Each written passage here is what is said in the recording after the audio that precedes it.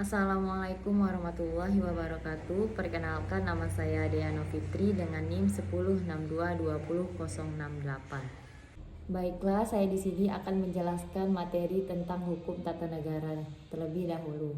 Secara umum, hukum tata negara dapat diartikan sebagai hukum yang mengatur negara, mencakup segala aspek yang berkaitan dengan keberadaan, bentuk, dan fungsi negara.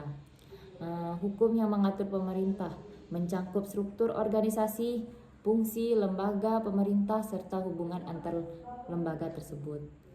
Lanjut, hukum yang mengatur hubungan antar negara dan warga negara mencakup hak dan kewajiban warga negara serta perlindungan hukum terhadap warga negara dari tindak pemerintah yang melanggar hak-hak konstitusional mereka.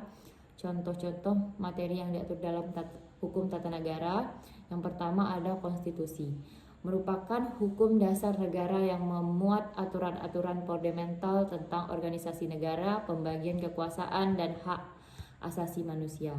Yang kedua, sistem pemerintah, mencakup bentuk pemerintah, presidensial, parlementer, atau campuran, struktur lembaga-lembaga pemerintah, eksekutif, legislatif, dan yudikatif, dan hubungan antar lembaga tersebut. 3. Pembagian kekuasaan, mencakup pemisahan kekuasaan antara lembaga legislatif, eksekutif, dan yudikatif, serta mekanisme untuk mencegah penyalahgunaan kekuasaan. Yang keempat, hak dan kewajiban warga negara, mencakup hak-hak asasi manusia yang melindungi oleh konstitusi dan undang-undang, serta kewajiban warga negara untuk menaati hukum dan kontribusi pada pembangunan negara. Yang kelima, yang terakhir, perlindungan hukum mencakup mekanisme untuk melindungi hak-hak warga negara dari tindakan pemerintah yang melanggar hukum seperti melalui peradilan konstitusi. Lanjut ke materi selanjutnya, yaitu ada pengertian hukum politik.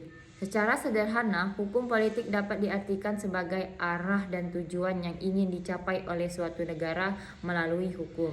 Beberapa unsur penting dalam hukum politik. Kebijakan dasar merupakan arah dan tujuan yang ingin dicapai oleh negara melalui hukum. Bidang hukum mencakup semua aspek hukum, baik hukum publik maupun hukum privat.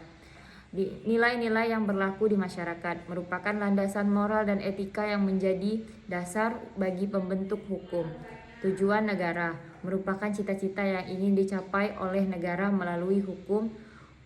Lanjut, hukum politik memiliki beberapa tujuan, antara lain melindungi hak asasi manusia. Hukum politik harus menjamin dan melindungi hak asasi semua warga negara. Mewujudkan keadilan sosial, hukum politik harus menciptakan masyarakat yang adil dan sejahtera bagi semua warga negara. Menjaga ketertiban umum. Hukum politik harus menjaga ketertiban umum dan keamanan masyarakat. Meningkatkan kesejahteraan rakyat. Hukum politik harus meningkatkan kesejahteraan rakyat dan memajukan bangsa. Hukum politik memiliki beberapa fungsi, antara lain fungsi pengaturan.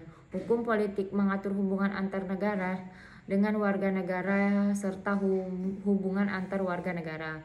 Fungsi peradilan. Hukum politik menyelesaikan sengketa antar warga negara serta antar warga negara dengan negara. Fungsi perlindungan. Hukum politik melindungi hak asasi manusia dan kepentingan warga.